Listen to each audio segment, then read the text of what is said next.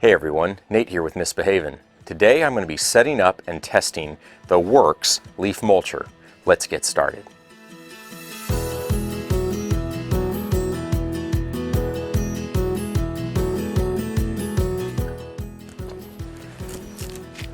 Okay, let's get it opened up.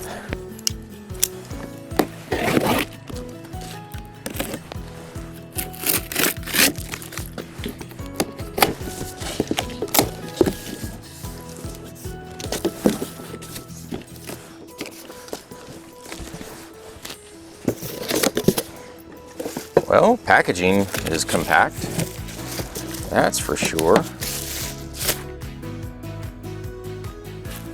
Supposedly, even after the first setup, the whole thing is easily collapsed back down into this footprint for storage in your garage. And so far, it's looking that way.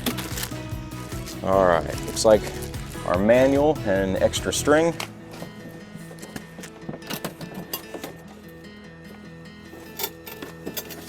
I like it. So it looks like there's our stand.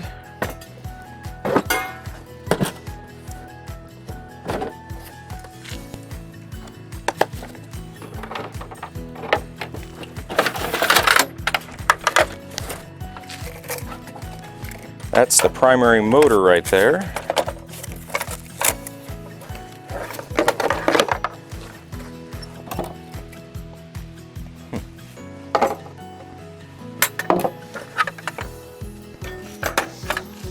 Looks like it just sets on the ring.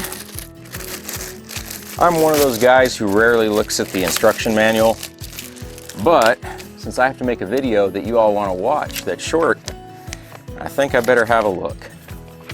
Otherwise, I might be blundering around here trying to solve this jigsaw puzzle.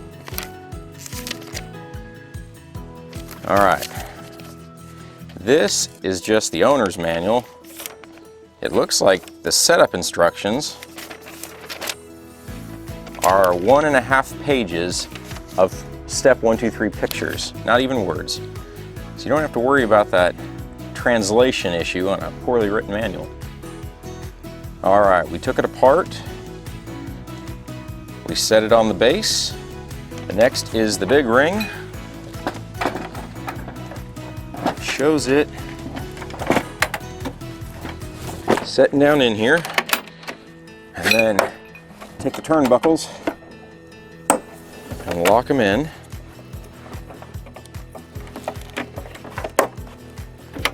There are a total of 4 of them. All right, and looks like this funnel ring snaps on top.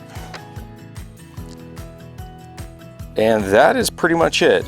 It looks like they're saying this orange plastic ring in here, you can set it up and it's like a spring clip to go inside a trash bag to hold it open so you can stick the machine on top of it. And let's see. And then it looks like these are simply 4 extra legs to raise the whole thing up.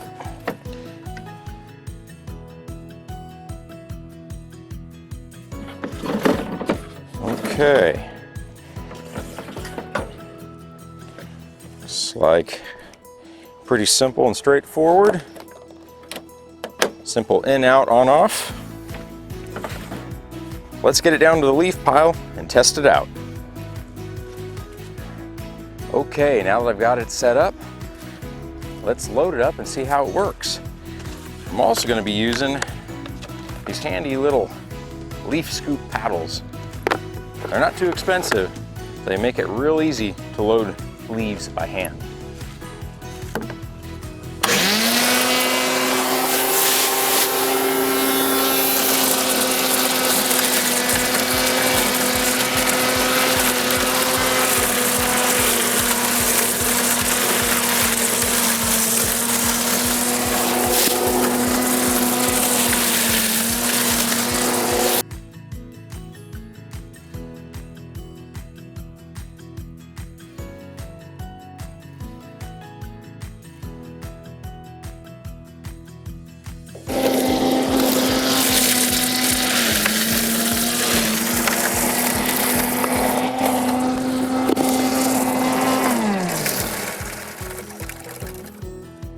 right.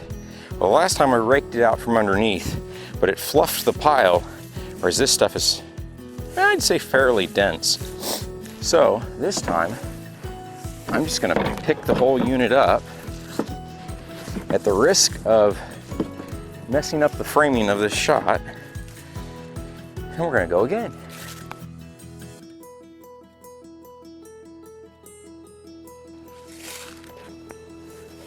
Okay, had a little bit of leaves packed up in here, no sticks. The trimmer line, it's, I would say, tapered towards the tip, so it's definitely wearing thinner. But as far as being shorter, it's only shorter by about 1/8 of an inch, doubling the size of this pile. So I'm impressed there. Move it over again.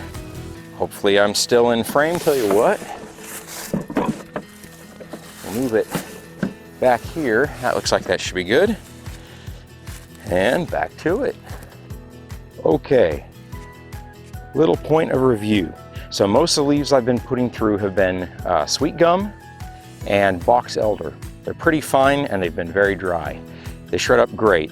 The tulip poplar and the American sycamore, tulip poplar is a little thicker leaf, American sycamore is thick and large. They have trouble loading, it clogs up in the chute more. And then I just put through my first big scoop of fairly damp ginkgo biloba. As in they're fresh from the tree, they haven't fully dried yet. It didn't really mulch them. I would say it shredded them. Maybe took the leaves down to 1/3 their original size. So it looks like dry is best. Wet, the machine I suspect is gonna clog up. I noticed some immediate clumping of the ginkgo leaves around the edge. So we'll see how this goes. Dry is good, wet, maybe not so much.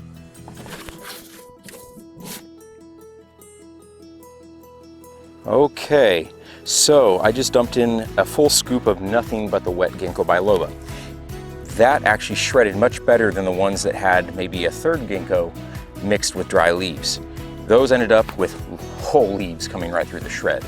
However, when it comes to the batch of just ginkgo leaves, I'm impressed. I'll take it. They're mostly mulched. So, good side note. I suspect you're gonna wanna start with your wet leaves with brand new string line. And then once you're through those, move on with the slightly worn out line to your dry leaves, since it seems to have no problem shredding those.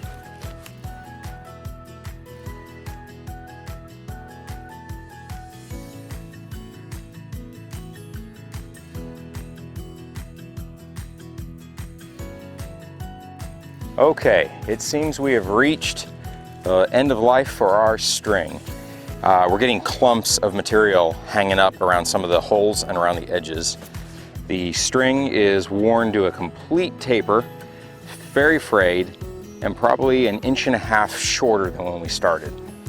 So, let me go get some new string.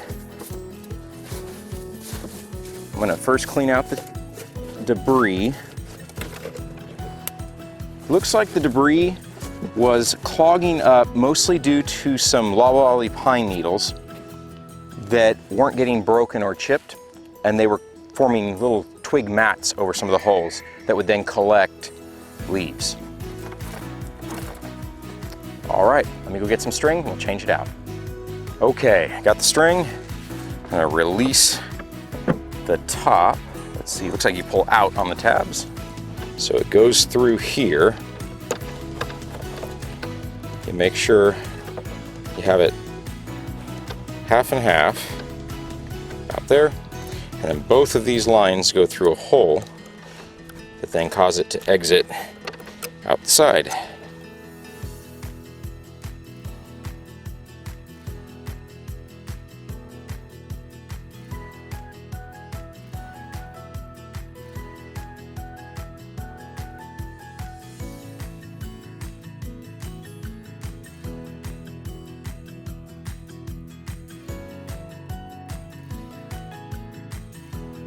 Okay, so some closing thoughts.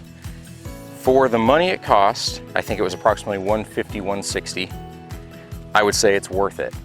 Most of what I'm going to be doing is cleaning up dry leaves, minimal twigs, because I try to keep up with the yard, and I want to turn it into leaf mulch and leaf mold eventually, compost essentially.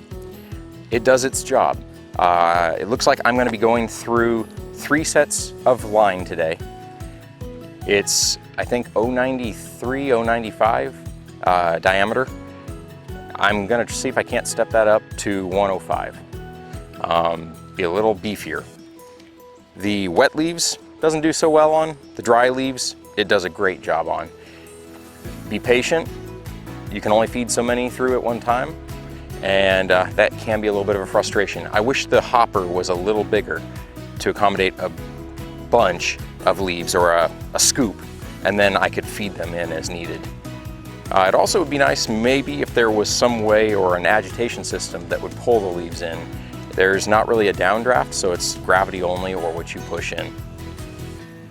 Other than that, I like the machine, and I have a feeling I'm going to be using it and driving it into the ground over the next few seasons. I did notice that one reviewer, when I was doing my research, actually did list the replacement brushes, which WORX does not provide. So when the motor burns out, it's essentially trash as far as they're concerned. So I will find that information and put it in the link below this video, or in the description. And that's all for now. Thanks for watching. If you found this video useful, please give it a thumbs up. If you want to see more like this, reviews, homesteading, farming type videos, and DIY, then subscribe to the channel and make sure to click the bell notification so you know when I upload something. Thanks for watching. Have a great day.